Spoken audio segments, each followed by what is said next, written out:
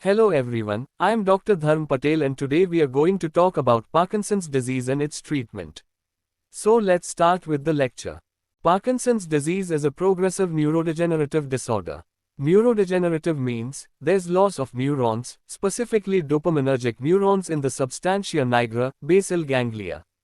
Dopaminergic neurons produces dopamine. So, Parkinson's disease is caused by loss of dopaminergic neurons which can cause dopamine deficiency. Here's the illustration of typical Parkinson patient. This all annotations are the features of Parkinson's. We will discuss the clinical features in detail in next slides. Now let's talk about the etiology or causes of Parkinson's disease.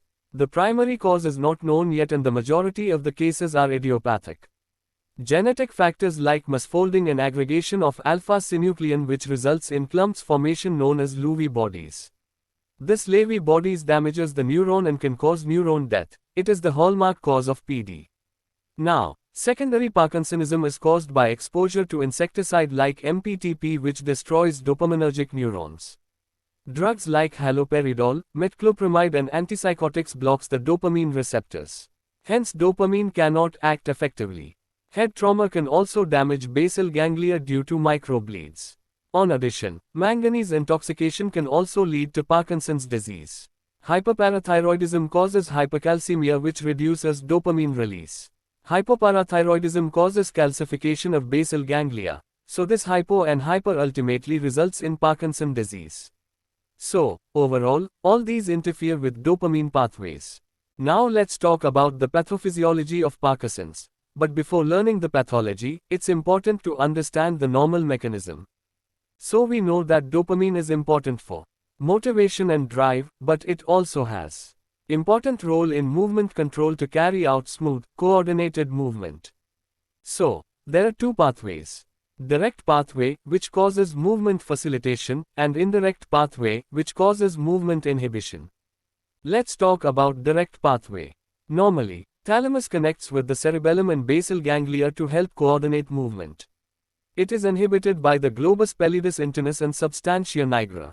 But during movement facilitation, cortex excites striatum and striatum inhibits globus pallidus internus and substantia nigra. So it is inhibition of thalamus inhibitors which causes activation or excitation of thalamus. Thalamus in return excites the cortex and hence the movement increases. While in indirect pathway, normally, globus pallidus externus inhibits subthalamic nucleus. Now, cortex excites striatum and striatum inhibits globus pallidus externus. So due to less globus pallidus externus activity, subthalamic nucleus becomes more active which in turn excites globus pallidus internus and substantia nigra. We already know that this both structures inhibits the thalamus. So ultimately, the movement decreases. Here is the flow chart of normal mechanism or physiology of direct and indirect pathway. You can pause the video and take a look. Now, we will discuss the role of dopamine in this pathway. Dopamine acts on two receptors, D1 and D2. Both actions increase movement. Dopamine helps in movement by stimulating the direct pathway, D1, which in turn inhibits globus pallidus internus and due to which thalamus gets excited, hence increasing the movement. Now, dopamine inhibits the D2 receptors which results in a suppression of the indirect pathway. There's less inhibition of thalamus and hence the movement increases. So this was all about the normal mechanism, but now we will talk about what happens in Parkinson's disease. We know that there's loss of dopamine and deficiency of it. This deficiency causes reduced activity of direct pathway and increased activity of indirect pathway. Overactivity of indirect pathway causes high inhibition of thalamus and less stimulation of cortex. So the movement decreases, which leads to bradykinesia, difficulty initiating the movement and rigidity. Coming on to the clinical features, what symptoms does the patient of Parkinson's develop? Let's talk about it. Parkinson's disease is a slowly progressive disease and it's insidious. Signs of Parkinson's develops over more than 10 years. During this period, there's progressive loss of dopaminergic neurons and dopamine deficiency which ultimately results in motor symptoms. Symptoms appears only on one side, that is unilateral, at first. Some premotor symptoms appears years before motor signs. Those symptoms are constipation, which is the earliest symptom, hyposmia, that is reduced smell sensation, sleep disturbances, depression and anxiety, and lastly, fatigue. Now let's talk about motor symptoms. Motor symptoms usually appear after roughly 50 to 70% of substantia nigra dopaminergic neurons have been lost. These symptoms are also known as Parkinson's triad, which includes bradykinesia, that is the slowness of movement, rigidity, and resting tremors. Now, what is bradykinesia? Bradykinesia means decreased speed and amplitude of the movement. It is caused by the reduced activity of the direct pathway, and overactivity of indirect pathway due to dopamine deficiency. There's no or very less dopamine to act on D2 receptors to inhibit the indirect pathway, hence resulting in slowness of movement. To perform a single movement or task, it requires lots of effort due to bradykinesia. Movement becomes difficult. In later stages of diseases, these patients develops akinetic mutism. In akinetic mutism, patient will be mute, they would not speak because speaking also takes lots of effort. Articulation becomes difficult. This patients will not give any facial expressions, which is also known as mask-like face or hypomimia. Hypophonia means loss of pitch of speech. The patient often have an abnormally soft, weak, or breathy voice. Patient doesn't blink and fixed gaze caused by hypomimia, masked face, and facial rigidity, which is also known as reptilian stare. Now, let's see a video of a patient with hypomimia, mask-like face, and hypophonia, that is slow, monotonous speech. नाम क्या आपका? मुन्नी मुन्नी कहाँ रहती हैं? हैं? घर में कौन कौन है? 3 बच्चे। नाम बताइए। Sanjeev, Sonu, Monu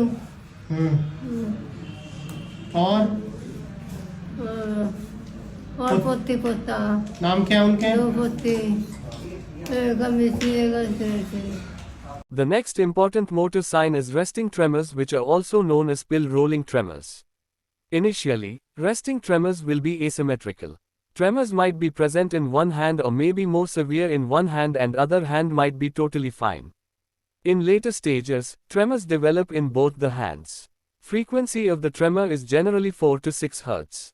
Resting tremor starts to improve or reduced when the patient starts the voluntary movement. Tremors disappears in sleep. Along with the bradykinesia and resting tremors, patients have rigidity. Rigidity simply means increased muscle tone. Normally, when any movement takes place, one group of muscle contracts, that is agonist, and the other group of muscle relaxes, that are antagonist.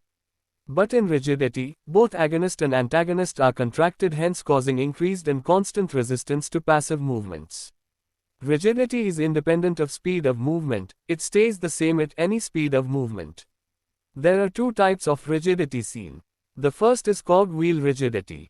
When the examiner flexes or extends the patient's wrist, elbow, or other joint, instead of smooth movement, it feels like stop or rigid, give way or relax, stop or rigid, give way or relax.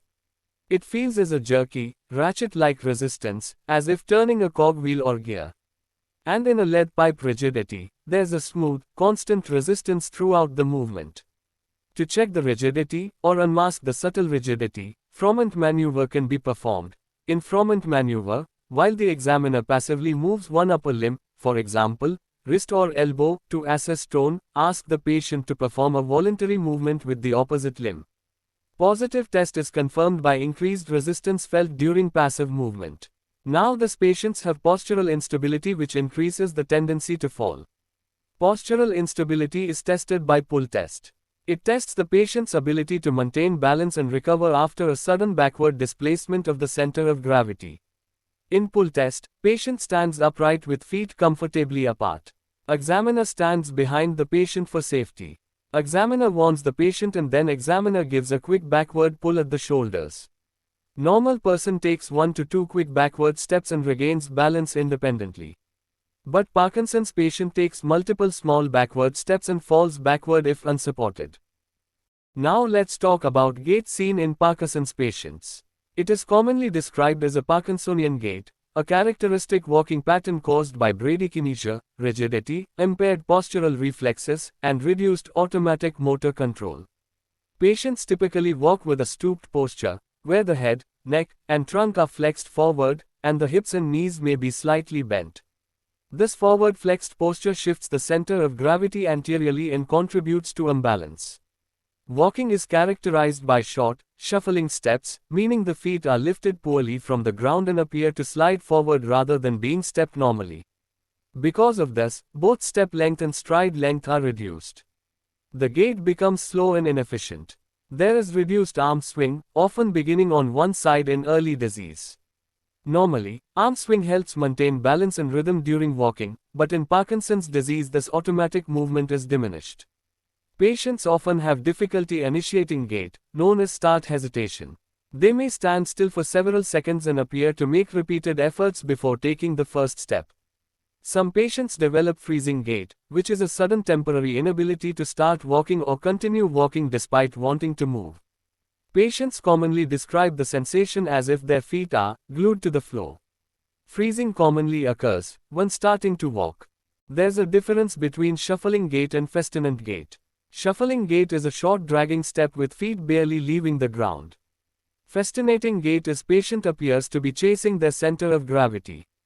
Accelerating with quick, short steps to prevent falling forward. Now, micrographia is a common feature seen in patients with Parkinson's disease. It refers to abnormally small handwriting that progressively becomes smaller as the person continues to write. This occurs due to bradykinesia, reduced amplitude of movement, and impaired fine motor control. The handwriting may appear cramped, slow, and difficult to read. Patients often notice that their letters start normally but gradually shrink in size across the line. Micrographia may interfere with daily activities such as writing notes or signing documents. The other manifestation is shy-dragger syndrome. It is characterized by features of Parkinsonism and autonomic dysfunctions like urinary incontinence, erectile dysfunction, and orthostatic hypotension. Progressive supranuclear palsy is a progressive atypical Parkinsonian disorder caused by degeneration of the brainstem and basal ganglia. It is characterized by early postural instability with frequent falls, axial rigidity, bradykinesia, dysarthria, dysphagia, and cognitive slowing. A hallmark feature is supranuclear gaze palsy, especially difficulty with voluntary vertical eye movements, commonly down gaze first. Patients may have a staring facial expression, reduced blinking, neck extension, and broad-based unsteady gait. It often responds poorly to levodopa and progresses more rapidly than typical Parkinson's disease. Parkinson's disease dementia refers to cognitive decline developing in a patient with long-standing Parkinson's disease. It commonly presents with impaired attention, executive dysfunction, visuospatial deficits, memory impairment, fluctuating cognition, and visual hallucinations. Patients may also have slowed thinking, depression, and sleep disturbances. It shares several features with dementia with Lewy bodies. Levodopa is used for motor symptoms and may occasionally worsen hallucinations or confusion, but it does not directly worsen dementia itself. Now let's talk about the treatment. So, there is currently no cure for Parkinson's disease, so treatment is aimed at controlling symptoms, improving quality of life, and maintaining functional independence. Therapy is individualized and is usually started when symptoms begin to interfere with daily activities, work performance, mobility, or safety. Earlier treatment may be considered if the dominant hand is affected or if symptoms significantly trouble the patient. Patient preference is an important factor in deciding when to start medication. Now, let's come to the medical management. The main goal of medical management in Parkinson's disease is to restore dopamine activity in the brain and thereby improve motor symptoms. Dopamine itself cannot be given directly because it does not cross the blood-brain barrier. Therefore, it is given in the form of levodopa, which is actively transported across the blood-brain barrier. Once inside the brain, levodopa is converted into dopamine. Levodopa is the most effective symptomatic treatment and significantly improves the core clinical features of Parkinson's disease, especially bradykinesia and rigidity, and it also helps tremor in many patients. Now, the main problem is breaking down or conversion of levodopa into dopamine in blood circulation. As we know that dopamine cannot cross the blood-brain barrier, the drug will become ineffective. To prevent this, levodopa is combined with the carbidopa. Carbidopa prevents the breakdown of levodopa into dopamine in circulation. It is shown by the negative, or minus, symbol on the carbidopa, hence increasing the availability and efficiency of drug to the brain. Levodopa is converted to inactive 3-MT with the help of enzyme, COMT, that is catechol O-methyltransferase. So, to inhibit this enzyme and stop this conversion, levodopa is given in combination with COMT inhibitors drugs like entacapone or tolcapone, hence, more levodopa will be available to enter the brain. Once the levodopa enters the brain, it is converted into dopamine, which further helps to improve symptoms. But there are chances that dopamine is broken down by MAOB enzyme, that is monoamine oxidase B. Now, to prevent this breakdown, we can use MAOB inhibitors. They prevent dopamine breakdown, which increase dopamine levels further. MAOB inhibitors drugs like selegiline and resigiline can be used. Dopamine agonists, that is pramipexole, ropinirole, are drugs that directly stimulate dopamine receptors and are used in Parkinson's disease to improve movement, especially in younger patients or as add-on therapy. Younger Parkinson's patients often start with dopamine agonists because they may delay levodopa-related dyskinesia. Older patients tolerate levodopa better than agonists. Amantadine is a drug used in Parkinson's disease to help improve symptoms, especially dyskinesias and mild motor symptoms. It increases dopamine activity and blocks glutamate NMDA receptors. Blocking NMDA helps reduce involuntary movements. Sometimes used early as add-on therapy. It is used in patients taking levodopa who develop involuntary writhing movements or career-like movements. Anticholinergics like benztropine and trihexyphenidyl are used mainly for tremor in younger Parkinson's patients by correcting the dopamine-acetylcholine imbalance in the basal ganglia. There can be improvement in tremors because tremor is strongly linked to cholinergic overactivity, so reducing acetylcholine helps tremor better than slowness of movement. But these drugs are avoided in elderly because they can cause delirium, hallucinations, cognitive decline and falls. Okay, now let's talk about the treatment algorithm for the Parkinson's patients. If the patient whose age is less than 65 years with no comorbidities, the first line of treatment is non-ergot dopamine agonist, that is pramipexole or ropinirole or bromocriptine. Alternative drugs can be used like MAO inhibitors, that is selegiline, or COMT inhibitors, that is entacapone, which helps to improve the efficiency of dopamine. And if these drugs fail to improve the symptoms, then the combination of levodopa, carbidopa can be added. Levodopa should not be the first-line drug in younger patients because younger patients usually live longer with the disease. If we start levodopa too early, long-term use can cause wearing-off phenomenon, on-off fluctuations and dyskinesia.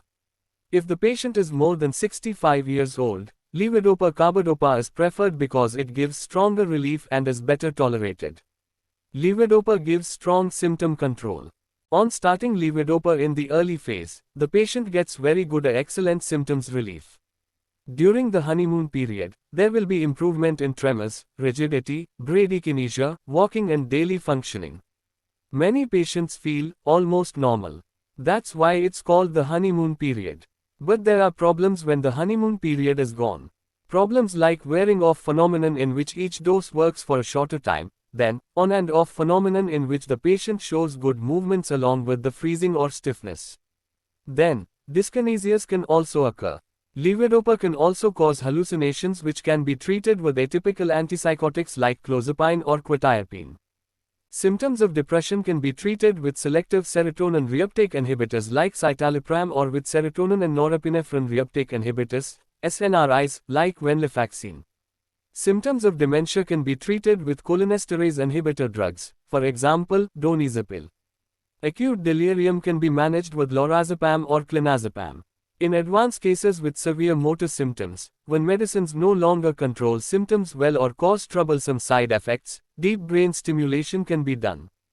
Deep brain stimulation is a surgical therapy in Parkinson's disease where electrodes stimulate the subthalamic nucleus or globus pallidus internus to normalize abnormal motor circuits and reduce fluctuations, tremor, and dyskinesia. Along with the medicine, physiotherapy is an important supportive treatment in Parkinson's disease as it helps improve mobility, balance, posture, and independence. It reduces rigidity, shuffling gait, freezing episodes, and risk of falls through gait training, balance exercises, stretching, and strengthening exercises. It also makes daily activities like walking, standing, and dressing easier, thereby improving quality of life when combined with medications. Okay, so this was all about Parkinson's disease. I hope you found this video informative and helpful. Thank you.